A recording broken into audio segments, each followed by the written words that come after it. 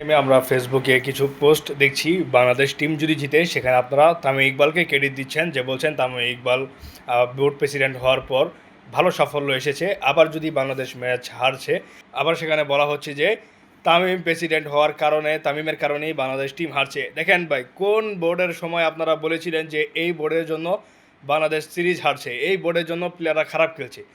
এই আপনার নাজমুল হাসান পাপন, তারপর আপনার এই যে যে দালাল বাটপার বুলবুল গেল আপনার বোর্ড থেকে, তো এরা থাকতে কি আপনারা বলেছিলেন বাংলাদেশ টিম সিরিজ হারার পর যে সেখানে বুলবুলের ব্যর্থতা রয়েছে?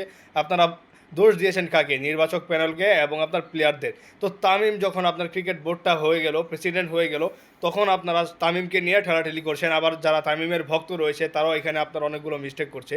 বারবার তারা বলছে সেখানে তামিম ইকবাল আসার পর তার ফার্স্ট জয় ভাই, এত কিছু বলার কিছু নাই আমাদের। আমাদের তো এইগুলো বলার দরকার নাই, কারণ আপনার এইগুলো নিয়েও আবার আপনার সোশ্যাল মিডিয়ায় একটা ঝড় তোলা হবে। বাংলাদেশ টিম যখন ম্যাচ হারবে তখন তারা একটা বট বাহিনী মিলে আপনার তামিমের উপর চাপ প্রয়োগ করার চেষ্টা করবে, কিন্তু তামিম এগুলা কেয়ার করে না। কারণ আপনার তাদের সাথে যারা রয়েছে তারা এগুলা কেয়ার করে না, তাদের যায় আসে না কোনো কিছু। তামিমকে তারা যদি সংগঠন হয়েও যদি তারা যদি আন্দোলনে নামে, সামনে নামবে ওই আপনার আসিফ আকবর এদের মতো চোর বাটপাররা যখন আবার মাথা ঝাড়া দিয়ে উঠে আসবে, আপনার আমিনুল ইসলাম বুলবুল যখন আবার ক্রিকেট নিয়ে আবার নীল নকশা সাজাতে যাবে, তখন আপনার দেখবেন যে বাংলাদেশে অনেক আন্দোলন বের হয়েছে তামিমের এগেনস্টে।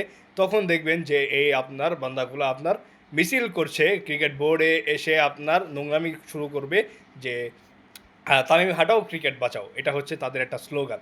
তো টোটাল আলোচনা হচ্ছে এইগুলাই যে আপনারা এইগুলাই কান দিবেন। আর তামিম ইকবাল তো ভাই এগুলা কেয়ারই করে না, আপনার তাদেরকে গণাই ধরে না। আর বুলবুল তো ভাই এর কথা কী বলবো, সর্বোচ্চ লেভেলের নিম্নমানের ব্যক্তি যদি কেউ থাকে, পার্সোনালিটি ছাড়া লোক যদি কেউ থাকে আপনার, তাহলে হচ্ছে এই আমিনুল ইসলাম বুলবুল।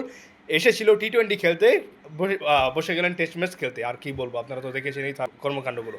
তো আপনারা কি মনে করছেন তামিম ইকবাল আপনার কতটুকু সাফল্য পাবে, কী পাবে না পাবে? আর আপনাদেরকে আমি লাস্ট একটা কথা বলতে চাই, আমার লাস্ট মেসেজ যেটা আপনারা কেউ আপনার পোস্ট করবেন না, বলবেন না যে তামিমের জন্য আমরা সিরিজ জিতেছি। হ্যাঁ, আপনি তামিমকে ক্রেডিট দিতে পারেন, বলতে পারেন তামিমের আপনার বিভিন্ন যে কার্ড টার্ড বের করেছে, তারপর আপনার প্লেয়ারদের ভালো কিছু করার উদ্যোগ নিয়েছে, আপনি এগুলো নিয়ে আপনি সাংগঠনিক আপনি ফেসবুকে পোস্ট করতে পারেন, আপনি প্রাসঙ্গিক বিষয়গুলো নিয়ে আলোচনা করতে পারেন। তো যাই হোক, এই পর্যন্তই। আপনারা কী মনে করছেন আপনাদের মন্তব্য মতামত কমেন্ট বক্সে জানিয়ে দিতে পারেন। ভালো থাকবেন, সুস্থ থাকবেন, ধন্যবাদ সবাইকে।